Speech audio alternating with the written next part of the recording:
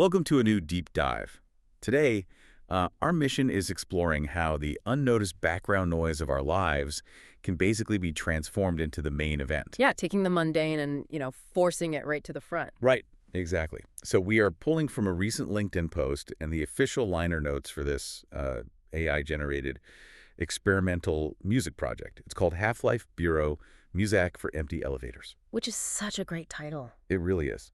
And specifically, we're looking at their full empty mix, which, this thing runs for 1 hour, 54 minutes, and 9 seconds. Almost 2 hours of elevator music. Yeah, literally. And to set the stage for you, the listener, think about when you're sitting in a doctor's waiting room, right? Just staring at that incredibly bland beige wallpaper. The kind you're explicitly supposed to just, ignore. Right. But imagine taking a high-powered magnifying glass and focusing on like 1 square inch of it for hours until that boring pattern suddenly shifts into this vast, surreal landscape. Because the moment you force yourself to observe something designed to be ignored, the entire context shifts. Yeah, and the creator actually calls out this phenomenon in their notes. We're dealing with what they call functional sound. Right. The audio they pipe into lobbies and elevators just to, pave over awkward silence. Exactly. It's meant for transition, not presence. But I struggle with this a bit. How so? Well, if you tell a computer to generate nearly 2 hours of slow, ambient elevator music, are we actually creating a profound liminal space? Or are we just projecting our own corporate exhaustion onto, like, a robot's output? It's a totally fair question, but the liner notes actually address that tension directly.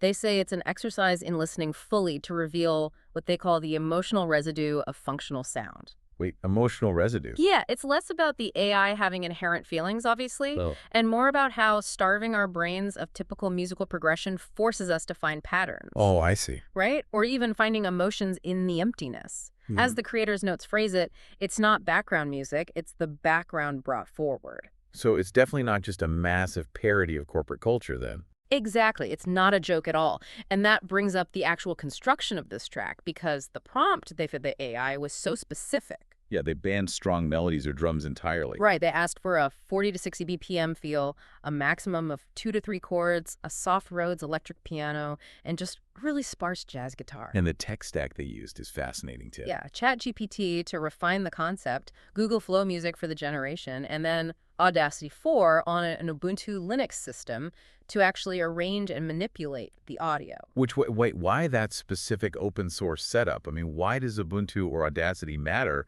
for making elevator music? Well, it really comes down to file control and raw manipulation. Yep. Open source tools like Audacity on Linux give you direct, unpolished access to the audio. Oh, so without the automated sweetening or compression that commercial software usually forces on a track to make it punchy. Exactly. You need that raw control because the prompt is intentionally starving the AI of its usual pop music training data. Right. By restricting it to 2 chords and 0 percussion, it literally doesn't know how to fill the sonic space. So it starts making mistakes. Yeah. The creator asked for smooth reverb and slight detuning.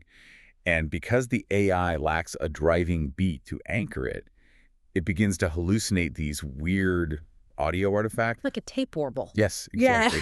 Yeah. It perfectly mimics the feeling of standing alone in a massive corporate building after hours, just listening to the hum of the AC. It creates a mood that is calm, but heavily layered with this, quiet sadness. Which is wild. It is, because when you strip music down to bare harmonic elements and algorithmic artifacts, you'd expect it to sound robotic. But the creator notes that the final mix somehow feels human, like a distant, unplaceable memory. It proves that extreme simplicity, when given enough space, reveals unexpected depth. It really does. Yeah. But it also makes me wonder, is stretching and isolating the mundane elevator music of our world reveals such unexpected emotional weight?